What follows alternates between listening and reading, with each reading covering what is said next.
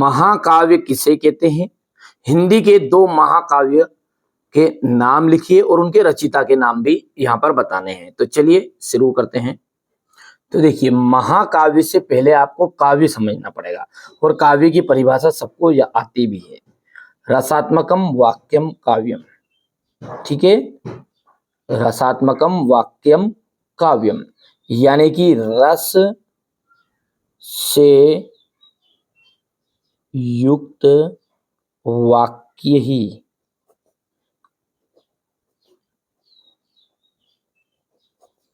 काव्य कहलाता है, जिसमें क्या हो, आनंद हो।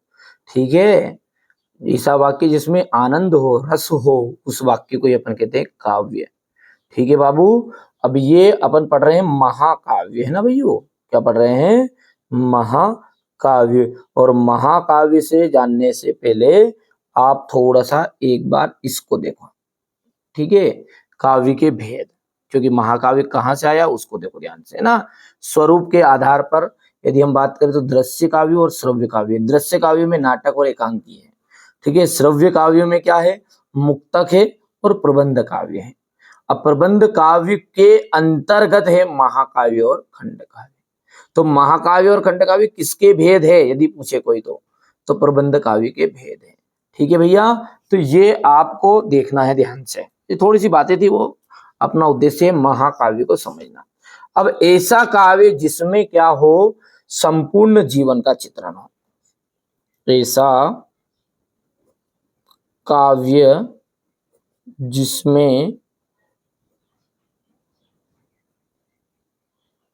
संपूर्ण जीवन का चित्रण हो, ठीक है, महाकाव्य कहलाता है। क्या कहलाता है वो? महाकाव्य कहलाता है। यदि हम और बिंदु की बात करें इसकी, ठीक है, तो इसका जो आकार होता है ना, आकार में ये बड़ा होता है, क्योंकि भैया संपूर्ण जीवन है तो पात्र भी कैसे होंगे? अधिक होंगे।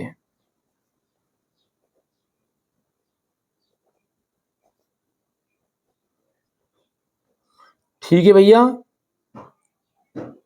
तो 3 यदि अपन इसकी विशेषताओं की बात करें तो विशेषताएं पूछ ले आपसे कोई, तो महाकाव्य में संपूर्ण जीवन का चित्रण होता है, इसका आकार बड़ा होता है, इसमें पात्र की संख्या अधिक होती है। ठीक है भैया, तो अपना परिभाषा क्या बनी महाकाव्य की? कि ऐसा काव्य जिसमें सारे जीवन का चित्रण हो, जिसका आकार बड़ा हो, जिसमें पात्रों की संख्या भी अधिक हो, इस काव्य को हम कहते हैं महाकाव्य। अब हम बात करें 2 महाकाव्य के नाम, तो इस तरफ अपन लिखेंगे महाकाव्य और यहां पर लिखेंगे रचयिता, रचनाकार। महाकाव्य में सबसे पहला और प्राथमिकता जिसे दी जाती है वो है रामचरितमानस। इसके रचयिता है गोस्वामी तुलसीदास जी। ठीक है, इनके रचयिता कौन है? तुलसीदास जी। दूसरा जो है वो है आपका है कामायनी। ठीक है, कामायनी के है आपके जयशंकर प्रसाद।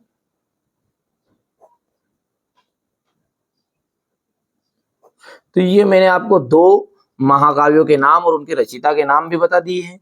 महाकाव्य किसे कहते हैं ये भी बता दिया, थोड़ी सी इनकी विशेषताएं बता दी है। खंड काव्य इसका ठीक विपरीत होता है, जिसमें केवल किसी एक घटना का चित्रण हो, ठीक है, उसे अपन कहेंगे खंड काव्य।